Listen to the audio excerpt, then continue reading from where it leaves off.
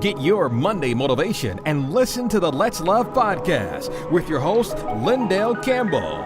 Co-host Jess and friends every Monday at 8 p.m. Eastern Standard Time, where it's all about love, promoting healing and self-love. Good evening. Welcome to the Let's Love podcast. I'm your host, Lyndell, and I am joined by my lovely co-host, Jess. Thank you guys for tuning in, to another episode of Let's Love podcast. During our last episode, we were talking about trauma, trading trauma for love. If you missed it, make sure you subscribe and, to our YouTube channel, Let's Love podcast, to view, our previous episodes as well. Yes.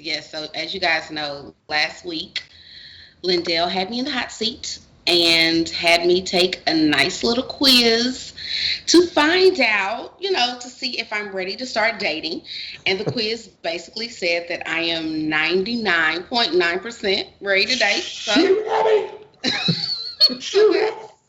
So that's good. But tonight we're going to be talking about how to spot toxic relationships, and we are going to be joined by our very good friend, comedian OD Odell. Now, personally, I think I am able to spot toxic traits, pretty well. Well, now I'm able. I'll say now. Listen, I feel the judgment. Brother. I'm just tuning in. But so tonight, OD and Lyndell, they're going to help me to be able to get a couple more, tips on how to, spot the bad boys, so I can get the good guys. The bad boys. Well, tonight, the party does continue. It's all about the ladies. So, that's why we're, we ain't gonna pick on Jess tonight. We're going to drop some stuff in there. So, ladies, tune in, lock in. Because one of the things that we want to make sure we put out there is just as much transparency as possible. So I'm personally going to open up, I'm saying? I'm going to open up. OD Odell, he's probably going to open up, pretty transparent. So, we're going to get this thing, popping, because ultimately, the Let's Love mission is so that we can explore, healing and love. And, together we can do that. So I want to make sure that we focus on what that mission is, so that we can effectively love ourselves, especially, and in order to, find intimate love. So, let's see what tonight. No, and we're definitely looking forward to hearing from you. Also, please make sure that you log on and that, you answer our question. What are some toxic traits to look for when, going into a relationship? What are those big, major red flags? So make sure hit us up on our Facebook, Instagram, YouTube, Let's Love Podcast. That is Let's Love Podcast. And tonight we're also going to be checking out an amazing clip by Bella Gandhi. She is a relationship coach and expert. And when I tell you she is going to give, matter of fact, I want to get to it right now because I'm just so excited. She gives, listen, I had to clap on it. Yes, because it's that good. Yes, she is the founder of the Smart Dating Academy, and she gives 5 mistakes that people make when starting. Just 5. Just 5. I mean, I know you make a lot, but she says it's only 5. So we just go. Just go get to the 5. We just go get to the 5. So let's check out Bella Gandhi from the Smart Dating Academy. Hey, look, everybody, I want to introduce you to somebody who's a friend of mine. I've known her for several years now.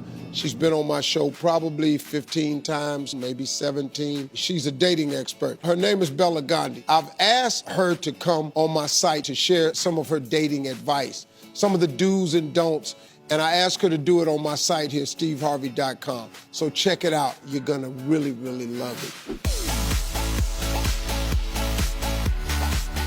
Hi, I'm Bella Gandhi, founder of Smart Dating Academy, and today I'm going to talk to you about 5 of the biggest mistakes that I see single men and women all over the country of all ages making. So tune in, get your notebooks out, we're ready to go. Mistake number 1 is bringing your own negative mental thoughts into the date. Thoughts like, I'm not good enough, I only attract bad people, I'm too fat. These stories will keep you stuck where they are. You need to turn these stories into positive ones, like love exists for me, I am beautiful just as I am. When you tell yourself bad stories, do you know what happens? You do nothing.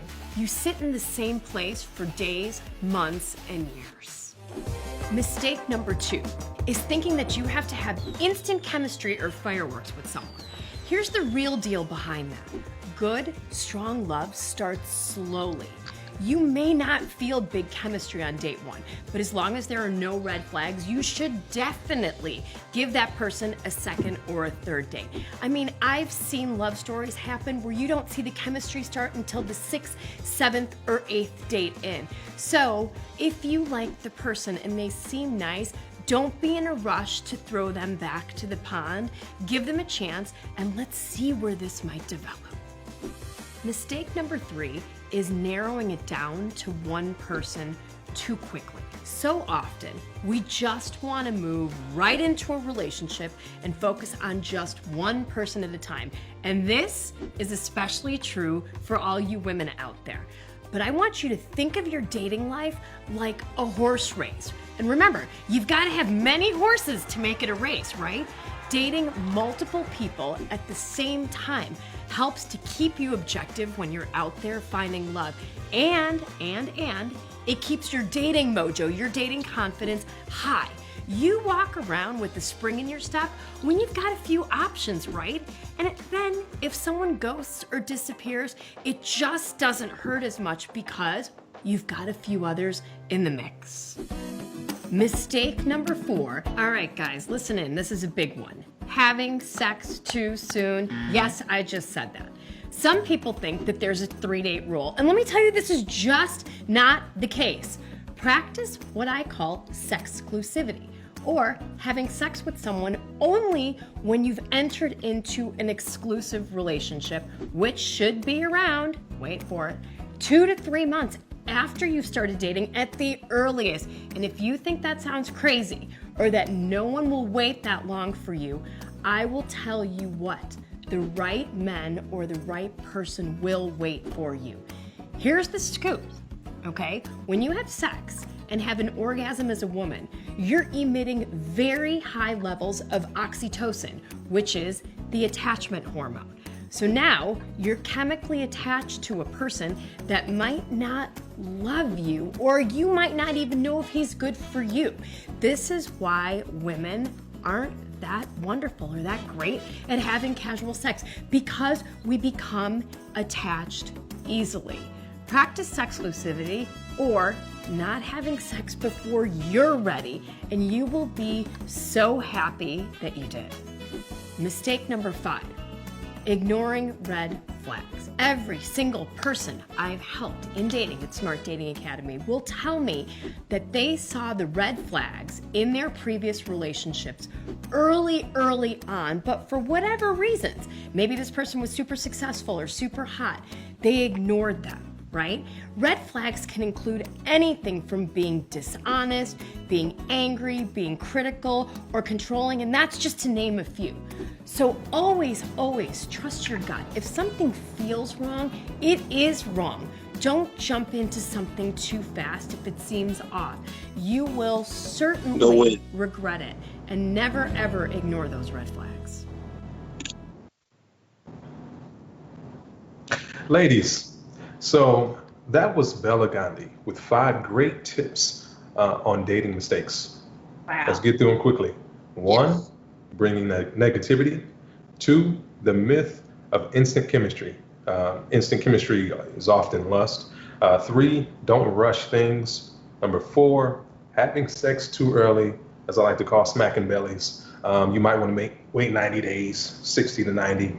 All of us can't do it. Number 5, ignoring red flags. Jess, Let's get to it. Let's bring OD on, man. We're gonna we're gonna chop this up Yes, about these red flags that toxic exactly. men, possess. Because Yes, between the yes. two We of want to us, we introduce good. our friend, comedian OD Odell. Welcome to the show. Welcome to Let's Love Podcast. What's going on, man? Appreciate y'all for having me. I'm always happy to be here.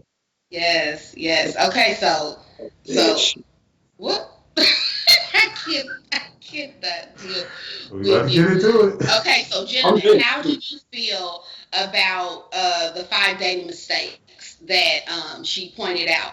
The big one that got to me, of course, was the red flags. But how do you guys feel about it, OD?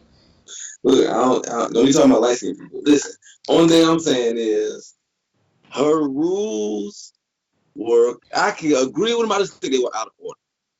Because people usually list them in orders of importance. And I think number 1 should have been, instead of number 5, don't ignore the red flags. I think that's something we all do. Why we do it, I don't know. Maybe you just want to hit it. Maybe it's something you prepare your mind that this person can be, and then when they already start showing the red flags, you don't want that to mess up your picture. Whatever it is, we all are guilty of it. And not only guilty one time, this ain't no one-time thing. It's something we do. We do this shit. Yeah. So that should be number 1. I feel like that erasing that one thing will probably increase your dating proficiency if you could quantify it by at least 40%. But people, they ain't gonna show red flags immediately though. So wouldn't it kind of shift maybe a little bit? Because everybody wants to show their they send a representative of who they want us to see and who they want to be. But you might not see a red flag like immediately. Like, look at a woman's car, you start dating her, and you're like, yo, this shorty, she's bad. But then you go for a ride with her in her car, and her car looks like the inside of God knows what. And you're gonna be like, so you drive around with all that shit in your car? Does she smell good? She could throw it in a circle, but you can't fit in her car because she got all kind of, you know what I'm saying? So it's all kind of stuff that may trigger some things. But yeah, I don't know. That order it could probably change for sure. But red flags need to be up top. But I believe that everybody is good for somebody. No one is just totally toxic just for you. Like, certain chemicals are fine until you mix them with another one. Now you created it. You know what I'm saying? So in that way, I think we should look at it like, I don't think someone should look down on themselves as like, I'm toxic. You just may have been toxic to that person. If you're a woman who requires a lot of attention, don't date an entertainer. You are toxic to him. Y'all are toxic to each other. You lacking and you nagging. Like, it's so a question that I got, for me, like, vibes, man, energy, all of that stuff is something that I really, really, can gel with it. And especially, as we get older, you know what I'm saying? Like, we change from what we like when we were 20, what we like when we were 30. And I'm in my upper 30s. That chemistry is a draw, but I definitely, I started relationships off, from that physical side, from that lust side, but I still try to make that a part of my chemistry. So what do you think were toxic traits, that you may have like implemented into like relationships, either from in the beginning, the middle, or hell, towards the end? I mean, as we grow, we start realizing what's more and more important. And then this is the thing we have to always realize: you are never smarter than your life's experience. And once we start realizing that, we probably think a little different about how we do things. Like, if you look at the women you dated in your teenage years, or the reasons why you dated them, you start like, man, what was I thinking? In your 20s, you be like, what was I thinking? You know what I'm saying? So, you will look back at your 30s and 40s with the same thing, and I think that physicality, that's the first thing to go, because that don't matter. You know what I'm saying? Vibes are very important, but some of the best demons got good vibes. So with the vibes that's in us, do we attract, like the demons that's in us, do we attract those same demons? It's a frequency match. So something that gets your frequency going may not necessarily be good for you in totality. You know what I'm saying? Like it just makes you feel a certain way. Like this is this type of energy, and it feels good, but is it what you need? You know what I'm saying? Everything that feels good ain't good. You know what I'm saying? You know how delicious cake is? Eat it every day and see once you die early. You know what I'm saying? So we gotta start this. It's not that you gotta ignore vibes. You just gotta. I feel like now at this point of dating, I feel like you have to look at stuff totally different. Like don't even look at what you like or what turn you on. Look at what sustainability. Like what's the things you need. If you junky, get somebody who loves to clean up. Like you like match your lives together. Like feelings, forget like that. That's because once I'm looking at older couples, I'm starting to notice that a lot of their correspondence is practical. It's just practicality. Like they just really puzzle piece match each other. So feeling it with somebody lacking and being able to do that for somebody else, because if you're the only person getting supplemented, you're not asking nobody. Subconsciously, or if you're aware of it or not, it's going to eat away at you. I like to be able to add as much as I'm receiving. Right. Exactly. So now, what are some, as from a gentleman's, point of view, what are some red flags that you feel like women often ignore when they're starting to, date or entertain a gentleman? What are some red flags that we often ignore that we should definitely stop ignoring? I put myself on the chopping block. I think we know you got a lot definitely. So I really had a lot of issues when it came to my phone. I was always on it, always in it, and in the past, especially when I was like married, at one point, it got so bad that I used to. This is when flip phones were a thing, and Nextel and the whole chirping. Damn, I sound old. But I used to. There was so much that I was attached to outside of my relationship, and I couldn't tell when something was coming back in. So I didn't know if some woman was going to hit me up. I didn't know if she was going to call. And because I was so trapped within my own toxic walls, I used to sleep with my phone on vibrate with my back to my then wife. And, I used to lose sleep because I was like, I don't know who the hell going to call me. I don't know who's going to text me. And, with texting back then, you had to press those numbers to get those letters. And that was such a thing that really carried throughout a good majority of my relationships thereafter, because it was like my phone. Like I couldn't disconnect from my phone because that connection to everybody outside of my relationship was such a detriment that I did not think was an issue until, again, I got a little older, and you start to check the losses as far as the heartbreaks and the relationships that ended, in which, I was a common denominator in. And I was just like, damn, I need to go on and give that up. Right. Super red flag. What's one of your red flags? Shit, that nigga, all these shows I watch, he always talking about how he ain't shit. God damn. Have you healed? Yeah. Oh, yeah.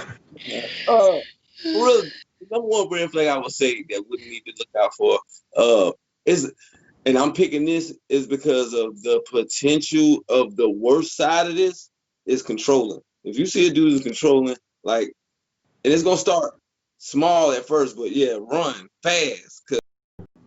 Cause controlling relationships are the number one sign of physical or mental abuse. He is going to, because it's about control is about keeping you within parameters, and the one way to do that is by taking control of someone's life. All of a sudden he don't like your family, like your friends, he don't, want to keep you away from everything. And that's the number one step. Then it's common, because I've never been that guy, but I have friends who like that, and I just didn't know they were like that until I watched them interact with their women. I'm like, oh, you that type of nigga? No.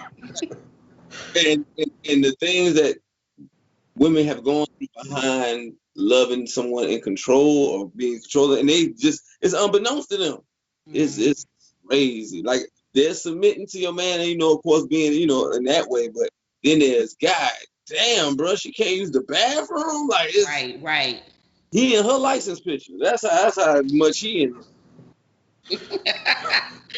No, and that's crazy because I've had some friends that have dealt with, those type of relationships, dated, some narcissists and just men who are just like super unnecessarily controlling. And I think that it also hinders women later on in dating because you're dealing with that whole manipulation of the mind and that controlling of the mind. And mental abuse is, I feel, far times worse than physical abuse, because like once that person is able to control your mind and attack your mind on a daily and convince you that, oh, you're not good enough, oh, no one's going to want you but me, constantly having that tape replaying your mind, I mean, that could be a detriment to your entire life, and some women have even gotten to the point where they had see, because I can't deal with go ahead, brother, go ahead. I just want to ask about the far worse than physical abuse. You ever had your ass whipped before? Actually, I have. Yes, I have. I've been in an abusive relationship before, and I mean, I've been choked out to the point that I blacked out. No, I've been choked out to where I've blacked out. So no, but the mental abuse that I endured, I still have scars for that to this day. Like I'm still walking around, breathing, living, and I'm not trying to minimalize physical abuse. So don't get me wrong there. I am not trying to minimalize it. What I am saying is for those survivors of mental, physical abuse, that those scars stay with you because you're constantly having to replay that tape over and over in your head of what happened. I mean, because we know, memories are hard pressed to just fade away. Yeah. So therefore, if you are a survivor, every day you're surviving, dealing with not thinking about that, dealing with not revisiting, those emotions, those feelings, those things that were said to you in those moments. So that's why I say it, to me personally, because I can take a punch. I grew up with a twin brother, so boom, boom, what's up? If you want to fight, we can roll. But I'm gonna find out how good that job is. Man, well, look, if you are tuning in, we do want to thank you for tuning in to the Let's Love podcast. If you have any questions or you want to leave comments, make sure you can you send that to Let's Love podcast at gmail.com. I do want to touch on a question. It looks like Jennifer asked a question, and she says she is dating a guy that refuses to meet with her in public, like going out to dinner prior to quarantine.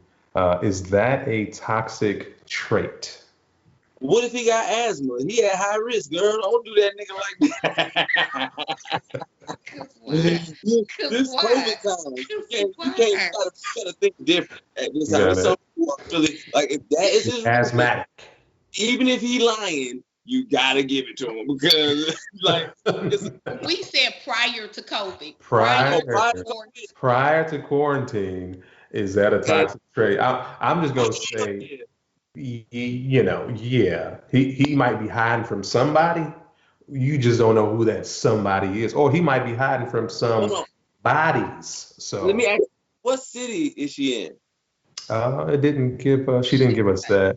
I was just saying, because if she hears asking, I hope she decides to tell us right quick, because that determines a lot. Like if you in Willacoochee, Mississippi, then he might have one girl he dated a long time ago who's just crazy and he don't want to. But if he is Atlanta, girl, that nigga is out here. It's a wrap. Oh my God. I just really can't. I really can't. I knew both of y'all together was just gonna be a mess. But another question that we had from the audience was, why do women struggle with knowing if Mr. Right is Mr. Wrong? Why do women struggle with knowing if Mr. Right is Mr. Wrong? Yes. Like, look, all see OD shaking his head. Why are you shaking your head on that? Because me and Lyndell both know Mr. Right is subjective to just talking. A lot of people have a picture of Mr. Right, and he is Mr. Right, but just not for you. You know what I'm saying? Yeah.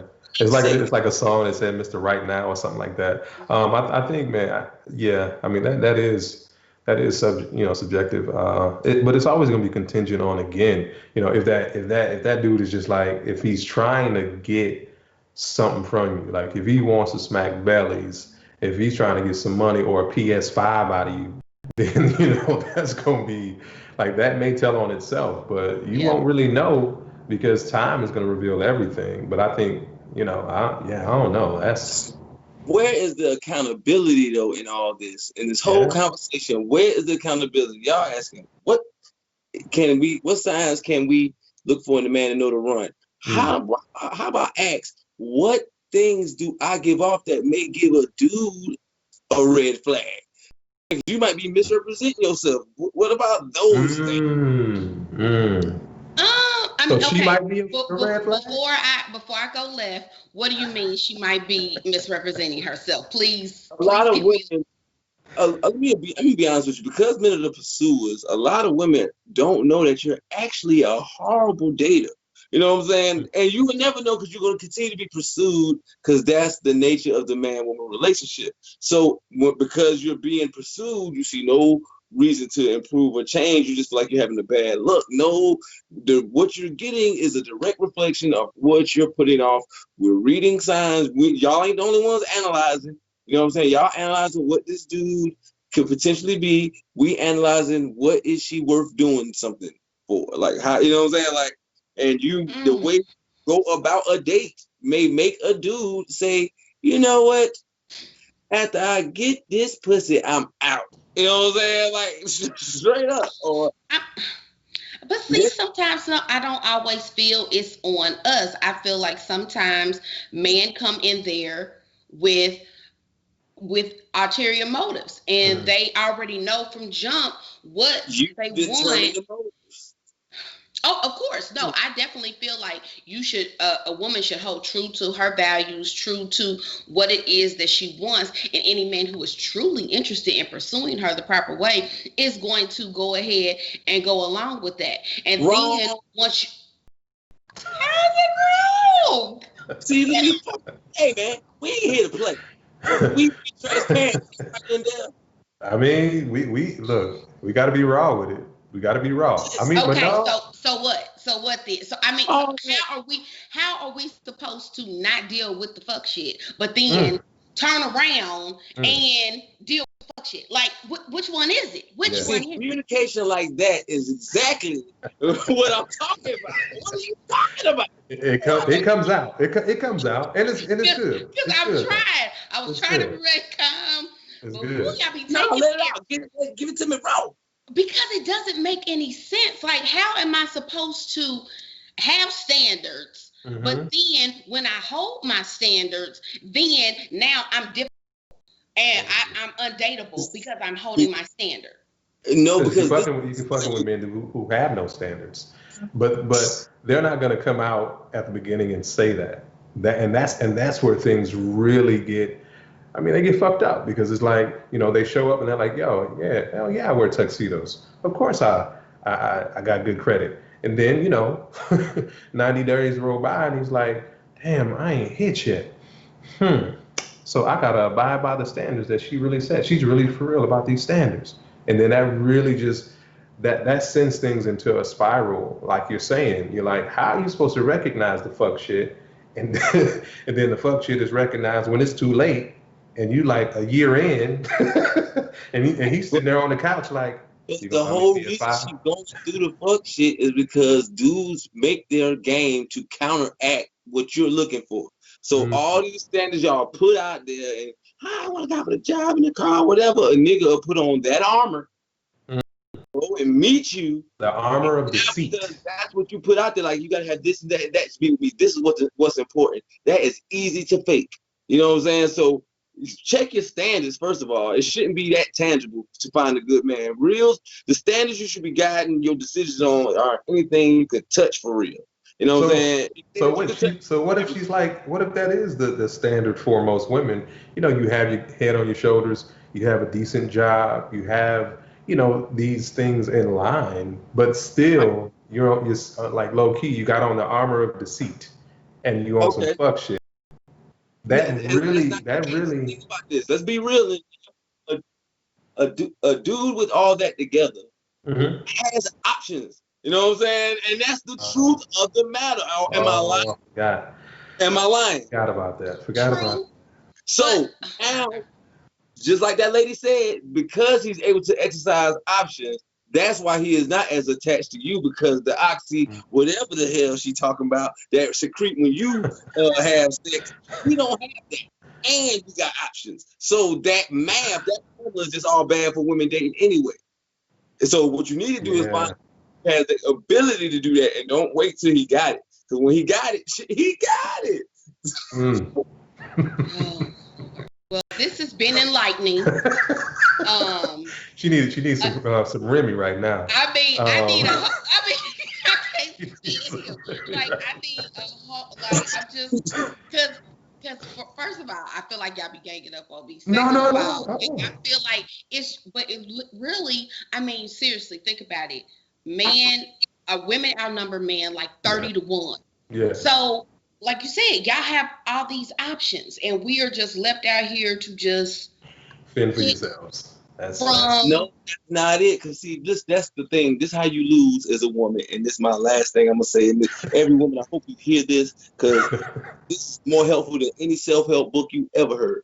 The differentiator between you and the other 50 bajillion chicks that's out there is your ability to not, I repeat, to not be that what's the word I want to use? Forceful and trying, like truly be chased. Just like if he hit you and he don't hit you in a couple of days, don't be mad that he ain't hit you in a couple of days. When you talk to him again, if you appear to not be bothered, that will strike his interest more than you. You ain't calling in a couple of days. You been counting with your lonely ass with you. You know what I'm saying? Like, come on, man. Now how you aggravating? You know what I'm saying? Like, just in your response. If you act like, oh, okay, cool. You know what I'm saying? You'll slowly find like this dude that used to call and y'all talk twice a week. Now he on your line every day because he, what the fuck she doing? Hey, what's up? What you doing? Period. Listen, okay. Thank you for cleaning it up. I appreciate that. Period. Cool. I appreciate that. We ain't trademarked that, so y'all don't try to sue us. Amen. Okay, God right. We sorry. But for real, this conversation has been so amazing. I feel like we need to, because there are so many things that I didn't even touch on that we need to touch on. So, OD, if you down, we want to have you back on, brother, because this ain't over. This ain't over. I mean, even though I feel like you ain't wrapped too tight, you do be every once in a while be dropping some gems. So I'm always smart. Some good gems. But no, I definitely want to make sure I thank y'all. There's going to be something that we put up like on the page, on our Facebook page, Let's Love Podcast. Make sure you follow the IG page, Let's Love Podcast, as well. And subscribe, on our YouTube channel. We appreciate OD coming through. We appreciate y'all coming through. And again, all love to Jess. Jess, where can they follow you? Yes, you can follow me on Instagram, Jessa the Truth. That is JESSA the Truth. You can follow me there and at Let's Love Podcast. Dig it. So again, I am your host, Lyndell. OD, hold on, OD. Where can we find you? Where you at, OD? Where can we find you? Lyndell, I'm starting to think it's personal now, brother. No. You can follow me, at OD Odell. That's OD twice. ODODELL. Carolina Kings Comedy is the hashtag. Comedy is the trade. Ooh, yes. Well, amen. We made it through, his melanated eyes, and prayer works. Prayer changes things, man. So again, until next time, man, don't wait until tomorrow. Let's love today. I appreciate y'all. Hope y'all have a good night, and we're going to see you on Monday. You've been tuned into the Let's Love podcast with your host, relationship coach, Lyndell Campbell. Follow him on Instagram at Let's Love by Lyndell. And co-host producer Jess.